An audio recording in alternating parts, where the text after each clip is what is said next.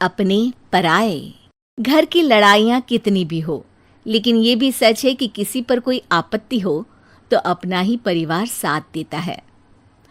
भैया, मेरे पीछे पुलिस लगी है, प्लीज मुझे बचा लो।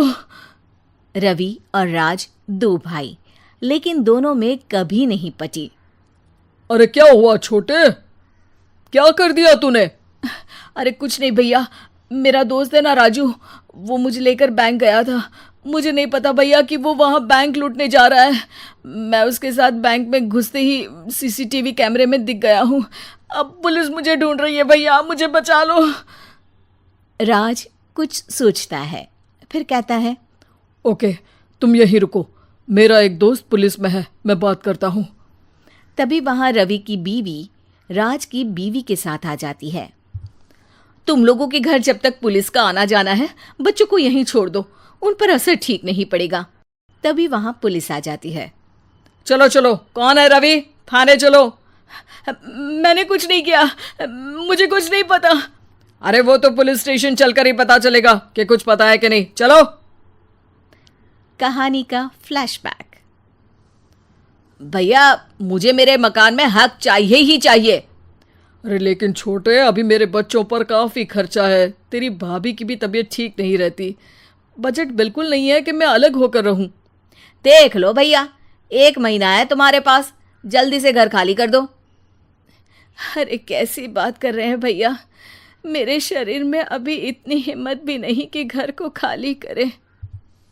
तो क्यों अपना पोषण बेचा भाभी? अरे तुम तो जानती हो, पिताजी की बीमारी के कारण उन्हें हमारी जरूरत थी, कैसे आते पैसे। ससुर जी तो बूढ़े थे भाभी, उनकी बीमारी में भी पैसे लगाना कौन सा अकल का काम था। तो क्या पिताजी को मैं मरने के लिए छोड़ देता? अरे रवि, तू तो समझ, पापा को हमारी जरूरत थी, उन्होंने हमारे लिए हर वो काम किया जिससे हमें खुशी मिले।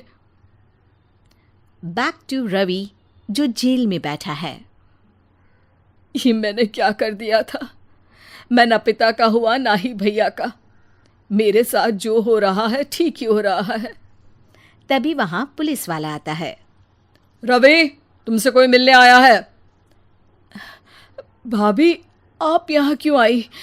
पुलिस स्टेशन है ये भाभी। भैया, आपकी जगह मेरा भाई होता तो क्या मैं नहीं आती? अच्छा, ये खाना ले लीजिए, खा लीजिएगा। आपके भैया लगे हैं वकीलों और पुलिस वालों से बात करने में, डरने की कोई बात नहीं। जब आपने गुनाह किया ही नहीं तो सज़ा भी नहीं मिलेगी। रवि भाभी को देखकर रोने लगता है। घर में साक्षी चुपचाप बैठी होती है कि तभी सोनम कहती है, अरे साक्षी, क्या हुआ, परेशान क्यों हो रही हो? भाभी, अभी अभी पुलिस स्टेशन से खबर आई है, इन्हें बड़े जेल में शिफ्ट किया जा रहा है। मैं क्या करूंगी भाभी? रो मत, हम अच्छे से अच्छा वकील करेंगे। लेकिन उसमें तो बड़े पैसे लगेंगे दीदी, हम इतना पैसा कहाँ से लाएंगे? अरे क्यों, ये मकान है ना, और मेरे कुछ गहने भी हैं। साक्षी की आंखों में पानी आ जाता है। पर दीदी, ये तो आप और भैया की मेहनत की कमाई है। पापा के बाद भी तो हम लोगों का सब खत्म हो गया था। पापा को तो बचा नहीं पाए, लेकिन भैया को ज़रूर बचा लेंगे, और भगवान चाहेंगे ना तो दोनों भाई मिलकर इससे भी बड़ा मकान खड़ा कर लेंगे। साक्षी। थोड़ी देर में राज वहाँ आता है। सोनम सही कह रही है साक्षी, पैसों की कमी के कारण किसी भी बेगुनाह को सज़ा नहीं मिलती।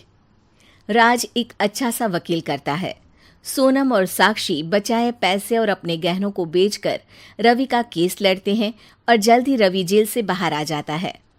रवि राज को गले लगाकर कहता है, भैया मुझे माफ़ कर दो, मुझे साक्षी ने सब कुछ बताया है। भैया, आपने मुझ पर विश्वास किया, मेरे लिए दिन रात मेहनत की, भाभी ने अपने गहने तक बेच दिए। भैया, आपने तो पापा के लिए भी पैसे नहीं देखे, लेकिन मैं बहुत ही सेल्फिश निकला। भैया, एक आखिरी बार मुझे माफ़ कर दो, मैं शर्मिंदा हूँ। अरे भाई, अपने तो अपने ही होते हैं, पापा ने हमारे लिए क्या नहीं किया ये तुम्हें बताने की ज़रूरत नहीं है मुझे। और फिर तू तो मेरा भाई है, पैसे से बढ़कर रिश्ते होते हैं भाई।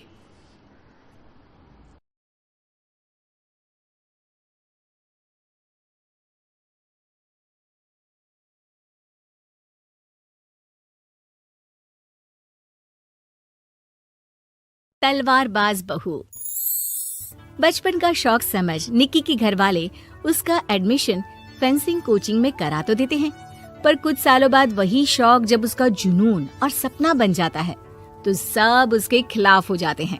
और लड़की के हाथ में तलवार दो ना, अब मैडम तलवारबाज बनना चाहती है। बच्ची का शौक समझ दाखिला करवा दिया, क्या पता था ये सब देखना पड़ेगा। अरे बहुत हो गई तलवारबाजी, आज से तू सिर्फ रसोई और बेलन देखेगी। पर मम्मी पापा, फेंसिंग भी फुटबॉल और क्रिकेट की तरह एक स्पोर्ट है। थोड़ी और प्रैक्टिस के बाद मुझे स्टेट, फिर नेशनल और फिर इंटरनेशनल खेलने का मौका भी मिल सकता है। निक्की की बात से भड़के हुए घर वाले आगे कुछ सुने या समझे बिना उसके घर में रहने का ऐलान कर देते हैं, जिसके कुछ हफ्तों बाद निक्की की आयुष के साथ शादी हो जाती है। ससुराल पहुंचने के कुछ दिनों बाद बहुत हिम्मत के साथ निक्की फिर वही फरियाद लिए इस बार अपनी सास के पास जाती है। मम्मी जी, क्या मैं कोचिंग दोबारा शुरू कर सकती हूँ? कैसे कोचिंग? तेरे मम्मी पापा ने तो हमें किसी कोचिंग या पढ़ाई के बारे में नहीं बताया। वो पढ़ाई नहीं, फेंसिंग की कोचिंग है। अरे देख, अपने अंग्रेजी के बड़े बड़े शब्द ना मुझसे ना बोला कर, सीधे सीधे बता कि ये फेंसिंग है क्या। मम्मी पापा के साथ अपने एक्सपीरियंस के बाद निक्की कोई रिस्क ना लेते हुए सास से झूठ बोल मंजूरी ले लेती है, और इसी के साथ निक्की के सपनों की दुनिया शुरू हो जाती है, जिसमें अब वो सुबह उठ जल्दी जल्दी घर का सारा काम खत्म करके ज्यादा से ज्यादा समय अपनी फेंसिंग प्रैक्टिस में बिताने लगती है। इसी तरह महीने बीत जाते हैं। वाओ, आई कांट बिलीव, जो सपना एक बार नामुमकिन लग रहा था, आज मैं उससे सिर्फ 2 हफ्ते दूर हूँ। निक्की, तुम बहुत अच्छा कर रही हो, बस अपने फॉर्म को खराब मत होने देना, और नेशनल्स का मेडल तुम्हारे गले में आना पक्का है। इस बात को सुनकर निक्की नेशनल गेम की खुशी में झूमती हुई जैसे ही उस शाम घर पहुंचती है तो आयुष को पैर में प्लास्टर के साथ सोफे पर बैठा देख परेशान हो जाती है। ये क्या, कैसे हुआ? किसी ने मुझे फोन क्यों नहीं किया? ऑफिस से आते हुए रास्ते में किसी ने टक्कर मार दी, इसलिए बहू कल से इसके ठीक होने तक तू कोचिंग से छुट्टी ले ले, डॉक्टर ने पूरा बेड रेस्ट बोला है। पति की हालत और सास की बात से हैरान परेशान निक्की आगे कुछ बोले बिना अपने कमरे में चली जाती है। अब मैं क्या करूंगी? दोनों तरफ मेरी जिम्मेदारी है, अगर एक भी पूरी नहीं की तो लाइफ में दोबारा सुकून की सांस नहीं ले पाऊंगी। सच बता दूं क्या? नहीं, अगर इन्होंने भी घर में कैद कर लिया तो बचा कुचा मौका भी खो दूंगी।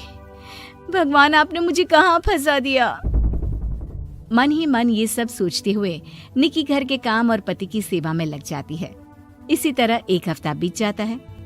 बहुत सोचने के बाद भी जब कोई दूसरा रास्ता नहीं दिखता तो निक्की सबको फेंसिंग की सच्चाई बताने का फैसला करती है और सास और पति के पास आती है। मम्मी, आयुष, मुझे आप दोनों से एक बात करनी है। तुम्हें भी मम्मी की तरह गैस हो गई है क्या? तू भी बूढ़ी औरत की मजाक उड़ा ले। एक दिन जब तेरे बच्चे तेरा मजाक उड़ाएंगे ना तो मैं भी उनके साथ बैठकर हंसूंगी। घर का ये हंसता खेलता माहौल देखकर निक्की आगे कुछ बोल ही नहीं पाती। तभी गोलियां चलने की आवाज सुनकर सब डर जाते हैं और कुछ आतंकवादी घर में घुसकर सबको बाहर निकाल देते हैं, जहां उनके एरिया के बाकी सब लोग भी इकट्ठा होते हैं।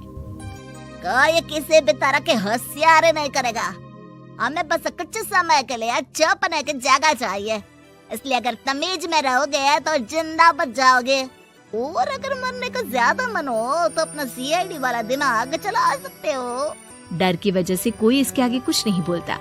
कुछ घंटे इसी तरह आतंकवादियों की कैद में बैठे रहने के बाद निक्की की सास गुस्से में चिल्लाने लगती है। अरे तुम कल मुंहों को आम लोगों को परेशान करने के अलावा और कुछ नहीं आता क्या? मैं कहती हूँ, अरे एक एक को मेरी बद्दुआ लगेगी, कोई जिंदा नहीं बचेगा। ये आप क्या कर रही हो मम्मी? सॉरी, वो परेशान हो गई इसलिए कुछ भी बोल दिया। प्लीज इन्हें छोड़ दीजिए, आप कुछ नहीं बोलेंगी। अरे तू डरपोक की तरह इनसे माफी मांग रहा है, कुछ तो अपने पापा के गुण ले लेता। अगर आज वो यहाँ होते तो इतनी देर में सबका गला काट चुके होते। क्या मतलब? नहीं मम्मी, प्लीज दोबारा वही सब शुरू मत करना। आखिर कोई मुझे भी बताएगा कि बात क्या है। तेरे ससुर जी अपने समय के सबसे बेहतरीन और उम्दा तलवारबाज थे। कोई कितनी भी बड़ी बंदूक या कितने भी ज्यादा हथियारों के साथ उनके सामने क्यों ना आ जाए, सबको एक एक करके चित कर देते थे। वाह, ससुर जी और क्या क्या करते थे?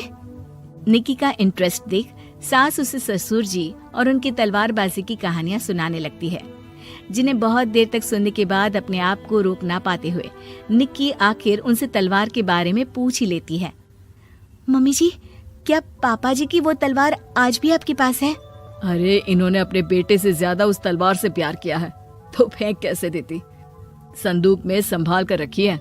आयुष की बात सुन निक्की की आंखें चमक उठती हैं और वो सब कुछ भूल तलवार निकालने की बात कर बैठती है, जिसे सुन बाकी दोनों की आंखें फट जाती हैं।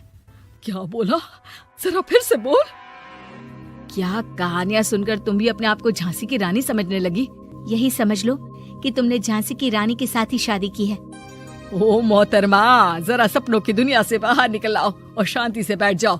आई बड़ी झांसी की रानी बनेगी।